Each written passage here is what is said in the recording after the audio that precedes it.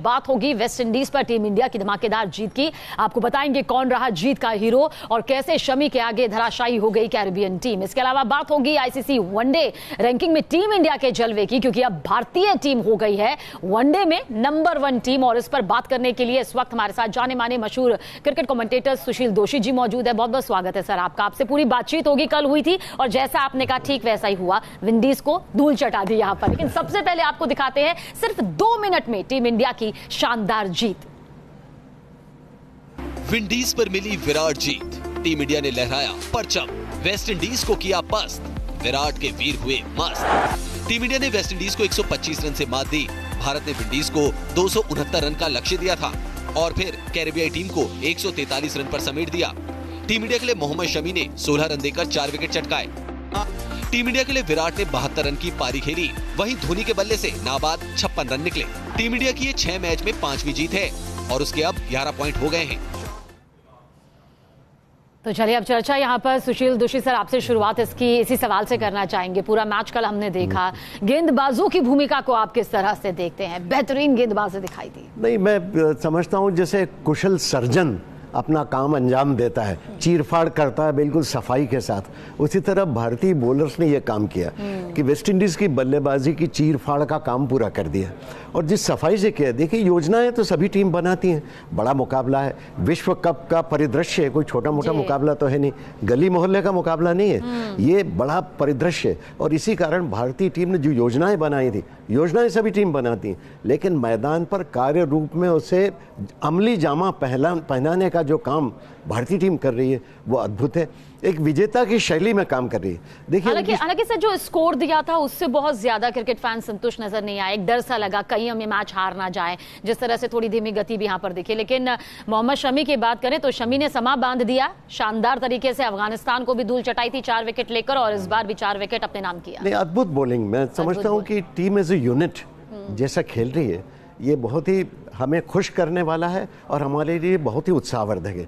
देखिए, स्कोर जो था ना, विकेट मुश्किल था, तो 250 के ऊपर कोई भी स्कोर बहुत ही कॉम्पिटिटिव रहने वाला था, ये तो बात पक्की थी। विकेट इतना आसान नहीं था, टप्पा खाकर ऊंची भी आ रही थी, रुककर भी आ रही थी, स्ट्रोक प्ले के लिए अच्छा विकेट नहीं था, तो 250 का स्कोर एक बहुत अच्छा स्कोर कहा जा सकता था।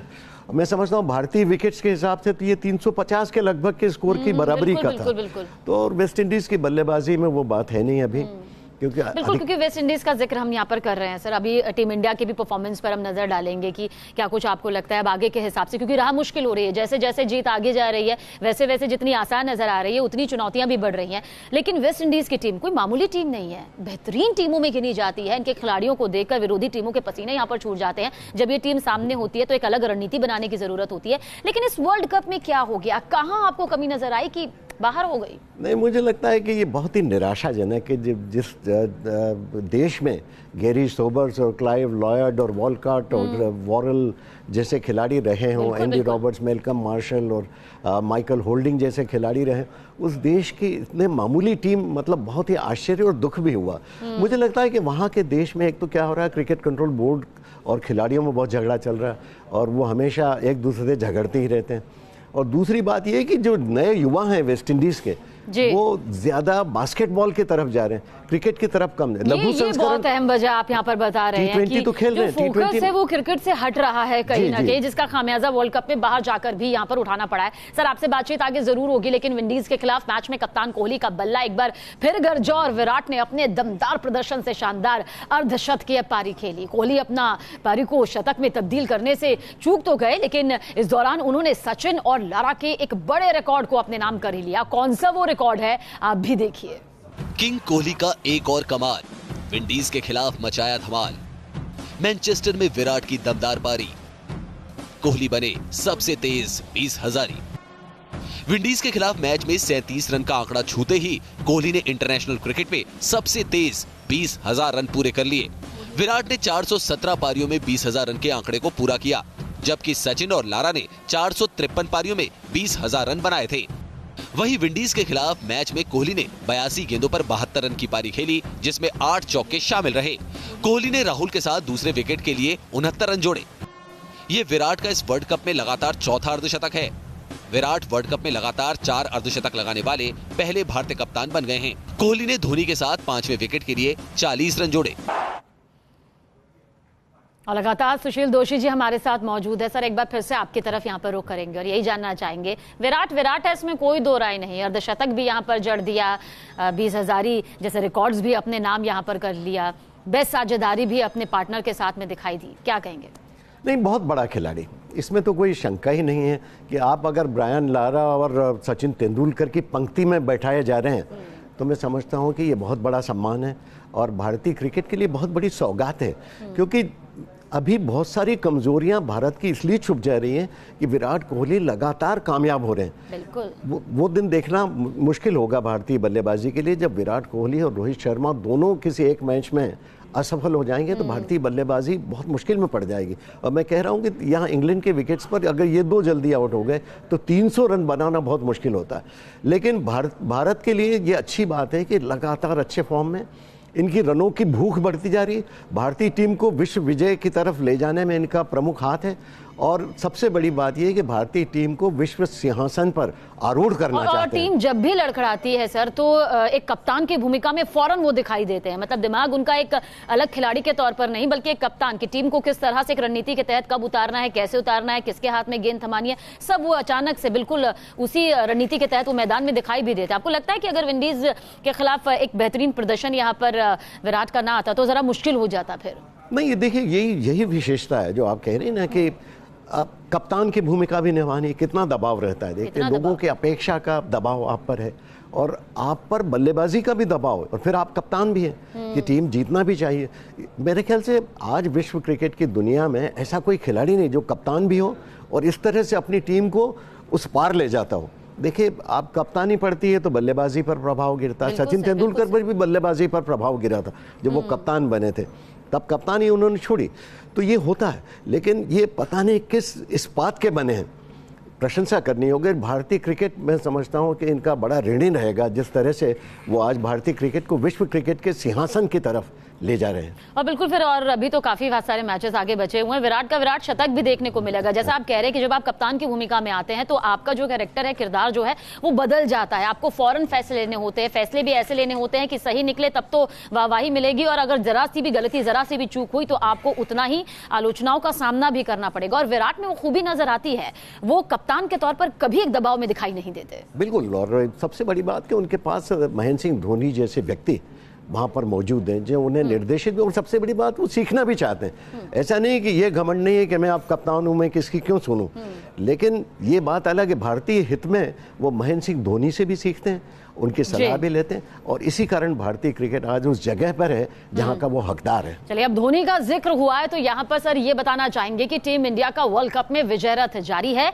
उसने वेस्ट इंडीज को 125 रनों से करारी शिकस्त दी और इस जीत के एक बड़े हीरो रहे MS धोनी। जी हां, महेंद्र सिंह धोनी। वेस्ट इंडीज के खिलाफ मुकाबले में टीम इंडिया के पूर्व कप्तान महेंद्र सिंह धोनी ने बल्ले से धमाका किया। धोनी ने पारी को संभालते हुए शानदार अर्धशतक जड़ा और टीम इंडिया के स्कोर को 250 के पहुंचाने में अपनी एक अहम भूमिका निभाई और बाद में यह पारी मैच जिताऊ भी साबित हुई। मैनचेस्टर में दिखा माही का जलवा। धोनी ने किया बल्ले से हमला, माही ने खेली दमदार पारी। आलोचकों को धोनी का करारा जवाब। विंडीज के खिलाफ मुकाबले में धोनी ने 61 गेंदों पर नाबाद 56 रन की पारी खेली, जिसमें 3 चौके और 2 छक्के शामिल रहे।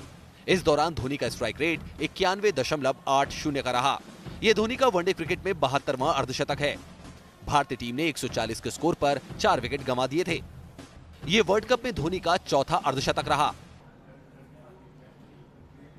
सुशील दोषी सर, हम लगातार इस बारे में बातचीत करते आ रहे थे कि धोनी का बल्ला कब बोलेगा, धोनी कब अपने दोबारा से उसी फॉर्म में नजर आएंगे और जो अर्धशतक उन्होंने कल जड़ा और जिसके बाद आलोचकों के मुंह को यहां पर बंद कर दिया, उनकी इस पारी को आप किस लिहाज से लेते हैं? नहीं, मैं अद्भुत खिलाड़ी है। मैं समझता हूं कि चुनौतियों को बेहतर तरीके से स्वीकार करता है, आलोचनाओं का अपने बल्ले से स्वागत करता, मुंह से जवाब नहीं देता।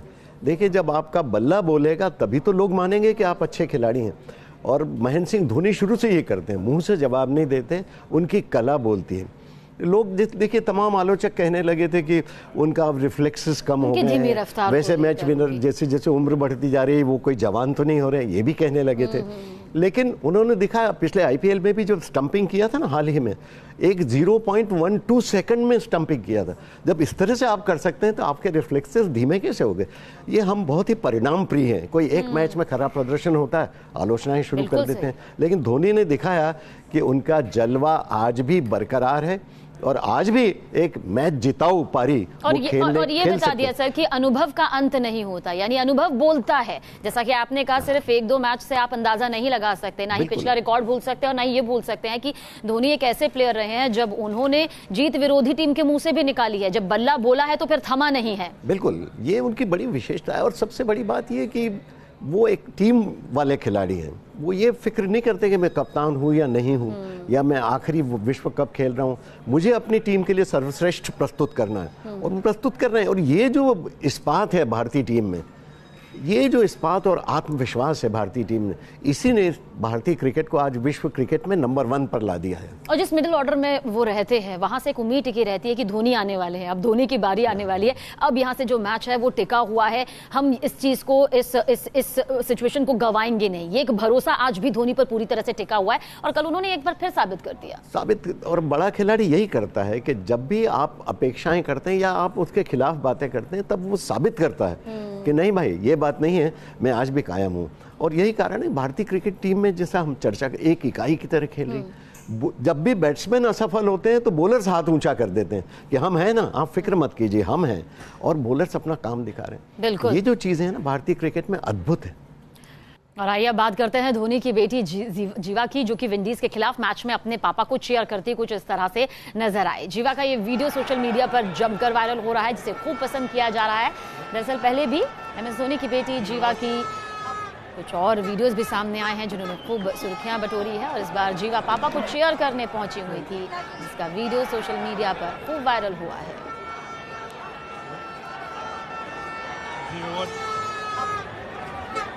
तिरंगा लहराती हुई जीवा नजर आई, अपने पापा को चीयर करती नजर आई। और देखिए किस तरह से, किस क्यूटनेस के साथ अपने पापा को चीयर कर रही हैं।